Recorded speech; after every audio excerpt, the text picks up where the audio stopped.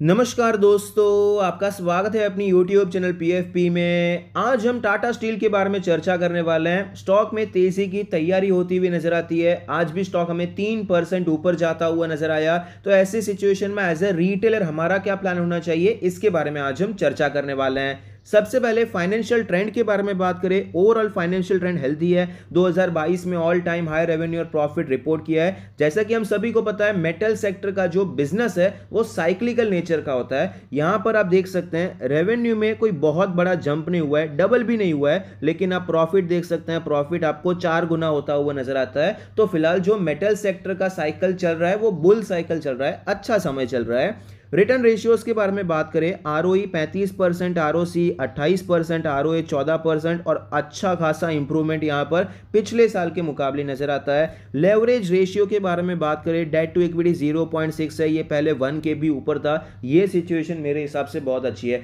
Metal sector, auto sector, यहां पर पैसा बहुत लगता है और जनरली कंपनीज पे कर्जा बहुत ज्यादा होता है, लेकिन यहां पर डेट टू इक्विटी आपको 1 के अंदर आता हुआ नजर आया, ये बहुत ही अच्छी बात है। इंटरेस्ट कवरेज रेशियो भी सुधर चुका है। तो यहां पर फाइनेंशियल्स में आपको सिचुएशन बेटर होती हुई नजर आती है। शेयर होल्डिंग पैटर्न के बारे में बात करें, टोटल प्रमोटर होल्डिंग 33.92% है, जिसमें से 0.53% प्लेज है, ये एक नेगेटिव पॉइंट है। Mutual fund 7%, other DII 11%, FII 21.5%, retail and other category में 26% की हिस्सेदारी है। Overall share holding pattern decent कहेंगे, बहुत अच्छा नहीं कह सकते हैं। प्रमोटर के पास 50% से कम इक्विटी है, लेकिन इंस्टीट्यूशंस का अच्छा खासा इंटरेस्ट है। रीसेंट ट्रेंड के बारे में बात करें तो म्यूचुअल फंड यहां पर कंटिन्यूअसली माल बेचते जा रहे हैं। अदर डीआईएस के बारे में बात करें तो यहां पर आपको इंक्रीज देखने को मिलता है। एफआईएस फिलहाल थोड़ा सा पिछले 4-5 क्वार्टर से थोड़ा थोड़ा करके आपको सेलिंग करते हुए नजर आते हैं, हैवी सेलिंग नहीं है।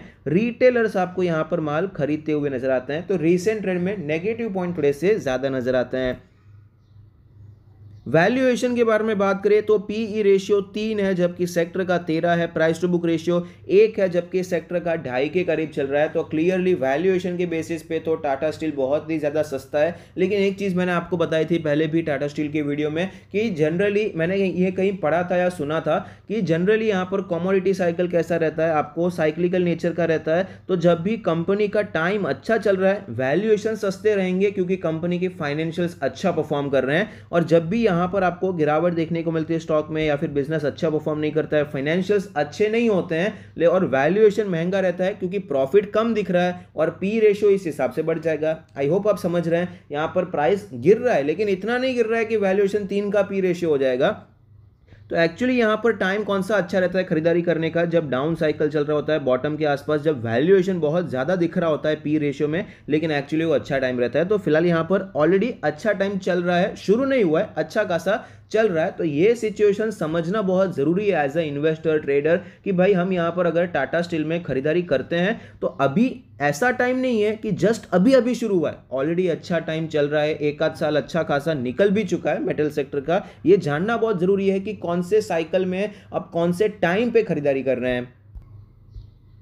स्टॉक के चार्ट पर आप देख सकते हैं किस प्रकार से आपको ये वॉलेटिलिटी देखने को मिली है और फिलहाल स्टॉक अपने 200 डेज के मूविंग एवरेज पे रेजिस्टेंस लेवल पे ट्रेड करता हुआ नजर आता है। वहां पर ये सस्टेन करने की कोशिश करता हुआ नजर आता है। स्टॉक अपने सारे मूविंग एवरेज के ऊपर है। आज ही 200 डेज की मूविंग एवरेज के ऊपर क्लोजिंग देखने को मिली है। आरएसआई 63 का लेवल है। मोमेंटम ओवरऑल काफी अच्छा है। डेली चार्ट पे इंपॉर्टेंट लेवल्स के बारे में बात करें तो फिलहाल यहां पर ब्रेकआउट हुआ है, 104 के करीब आपको ब्रेकआउट देखने को मिला है, तो वो सपोर्ट हो जाएगा। और रेजिस्टेंस 110 के आसपास हमें नजर आता है, जहां पर फिलहाल ही स्टॉक हमें जाकर नीचे आता हुआ नजर आया था। वीकली चार्ट पे अगर हम चलते हैं तो वीकली चार्ट पे अगर हम रेजिस्टेंस देखने जाएंगे, थोड़ा सा ऊपर शिफ्ट करना है और रेजिस्टेंस हमारा हो जाता है 115 के करीब हमारा रेजिस्टेंस हो जाता है। सपोर्ट ऑलमोस्ट वही लेवल है क्योंकि यहीं से आपको एक रैली देखने को मिली थी, 103 104 के आसपास हमारा सपोर्ट है। मंथली चार्ट पे अगर हम चलते हैं तो मंथली चार्ट पे रेजिस्टेंस तो सेम रहेगा, लेकिन आपको सपोर्ट नीचे शिफ्ट होता हुआ नजर आता है। अप्रोक्सीमेटली 100 रुपए के आसपास हमारा सपोर्ट हो जाएगा, 9800 के आसपास आपका एक अच्छा सपोर्ट है। रीजन क्या है, स्टॉक में आपको गिरावट देखने को मिली, रैली आई,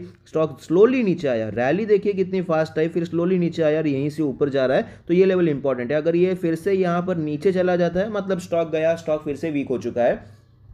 तो अभी हमारा प्लान क्या होना चाहिए, अगर हम स्विंग ट्रेड यहाँ पर करना चाहते हैं तो एक स्टॉप लॉस तो आपको 105 के नीचे, ये लो के नीचे लेना पड़ेगा और आपका टारगेट हो सकता है 115 का लेवल, क्योंकि रेजिस्टेंस मल्टीपल टाइम टेस्टेड है। तो वैसे भी इतना अगर टारगेट रखना है तो ट्रेड बनता ही नहीं है, तो इसीलिए 114 से करके 115 का यहाँ पर आप टारगेट ले सकते हैं और 105 के नीचे अपना स्टॉप लॉस ले सकते हैं। एक डिसेंट स्विंग ट्रेड यहाँ पर बन सकता है। पोजिशनल ट्रेड के बारे में बात करें तो यहाँ पर एक अच्छी सिचुएशन बनती हुई नजर आती है। मैं आपको कुछ लाइंस ड्रॉ करके बताना चाहूँगा। सबसे पहले मैं आपको रेजिस्टेंस दिखाता हूँ जहाँ से एक हैवी सेल ऑफ देखने को मिला है, और दूसरा है कि यहाँ पर ट्रेंड लाइन भी आपको नजर आएगा।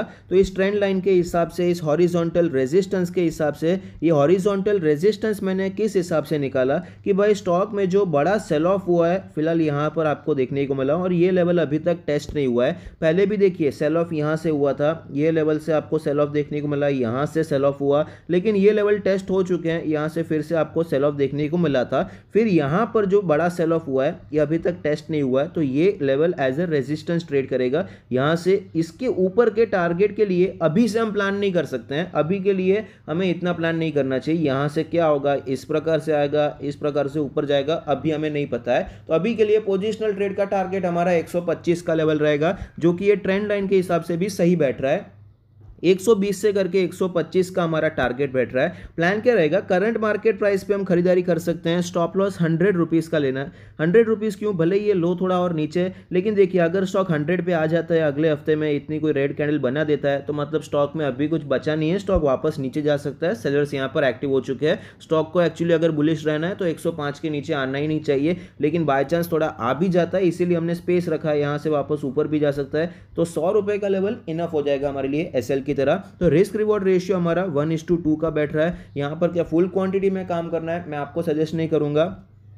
भले ही हम ये प्लान नहीं कर रहे हैं कि हमें एडिशनल क्वांटिटी इसके ऊपर खरीदना है, जैसा हम कई स्टॉक में प्लान करते हैं, लगभग हर एक स्टॉक में प्लान करते हैं कि अगर हम यहाँ पर फुल क्वांटिटी नहीं खरीद रहे हैं तो एडिशनल क्वांटिटी कभी खरीदनी है। लेकिन फिलहाल यहाँ पर देखिए, मैं ये नहीं कहूँगा कि 110 के ऊपर ऐसा कुछ जाता है हम क्वांटिटी ऐड करते जाएंगे, कर सकते हैं, करना है तो, लेकिन मुझे पर्सनली ऐसा लग नहीं रहा है कि ऐसी कोई खास अपॉर्चुनिटी यहाँ पर मिलेगी, क्योंकि स्टॉक में अगर रैली आनी है तो जल्दी आपको रैली मिल जाएगी, तो ये अच्छा रहेगा। अगर स्लोली स्टॉक ऊपर जा रहा है तो खास अपॉर्चुनिटी एडिंग की आपको नहीं देगा। 120-125 तक जाएगा, उसके बाद आपको पता चलेगा कि भाई स्टॉक में क्या होने वाला है, या तो ऐसा गिर जाएगा या फिर यहाँ से ऐसा आपको बढ़ता हुआ नजर आएगा। इसीलिए अभी फिलहाल क्या करना है, यहाँ पर हाफ क्वांटिटी पे प्लान करना है। अगर आप 5000 का रिस्क लेते हैं और एक ट्रेड में, यहाँ पर 2500 का रिस्क लेके आप खरीदारी के बारे में सोच सकते हैं। 7.5 अभी देखिए स्टॉप लॉस है पर शेयर 107.50 पैसे पे ट्रेड कर रहा है। 100 का हमारा स्टॉप लॉस हो जाता है, इस हिसाब से आप क्वांटिटी निकाल सकते हैं, खरीदारी कर सकते हैं। 120-125 का जोन हमारा रेजिस्टेंस मतलब टारगेट एरिया हो जाता है। ये हमारा पोजिशनल ट्रेड हो गया। लॉन्ग टर्म के लिए बात करें तो यहाँ पर भी हमने जो पोजिशनल ट्रेड में डिस्कस किया, स्ट्रेटेजी वही रहेगी, एंट्री वही रहेगा, स्टॉप लॉस भी वही रहेगा। स्टॉप लॉस तो रखना ही पड़ेगा, क्योंकि ये कोई ऑल वेदर स्टॉक नहीं है। मैं तो ऑल वेदर स्टॉक में भी कई बार स्टॉप लॉस के साथ ही काम करना प्रेफर करता हूँ। अगर मैं लमसम में काम कर रहा हूँ, एसआईपी में काम होता है तो अलग बात हो जाती है। तो फिलहाल यहाँ पर कैसा है, यहाँ पर भी आपको सेम स्टॉप लॉस के साथ, सेम एंट्री लेवल के साथ काम करना है। लॉन्ग टर्म के लिए क्वांटिटी भी आपको अभी हाफ ही रखनी है, लेकिन एक डिफरेंस ये है कि अभी हम टारगेट पे बेचेंगे नहीं। 120-125 पे जाता है तो तुरंत आपको सेलिंग के बारे में नहीं सोचना है कि भाई वहाँ पर गया है और प्रॉफिट बुक कर लेना है, वहाँ पर वेट करना है। अगर ये सस्टेन कर जाता है, फिर ये और ऊपर जाता है, तो आप यहाँ पर लॉन्ग टर्म के लिए क्वांटिटी बढ़ाने के बारे में सोच सकते हैं और अपना स्टॉप लॉस भी ट्रेल कर सकते हैं। लेकिन बाय चांस ऐसा नहीं होता है, स्टॉक यहाँ से सेल ऑफ पे आ जाता है, तो आपको यहाँ पर अच्छे खासे इंडिकेशन मिल जाएंगे। अगर स्टॉक यहाँ पर कुछ इस प्रकार से कंसोलिडेट करके नीचे की रेंज तोड़ देता है तो आप वहाँ पर एग्जिट करने के बारे में सोच सकते हैं। बाद में जब भी मौका मिले वापस एंटर किया जा सकता है, लेकिन एक बार के लिए आप अब यहाँ पर एग्जिट कर सकते हैं। आई होप आपको ये वीडियो पसंद आता है, कुछ सीखने को मिलता है। Thank you, stay happy, happy investing.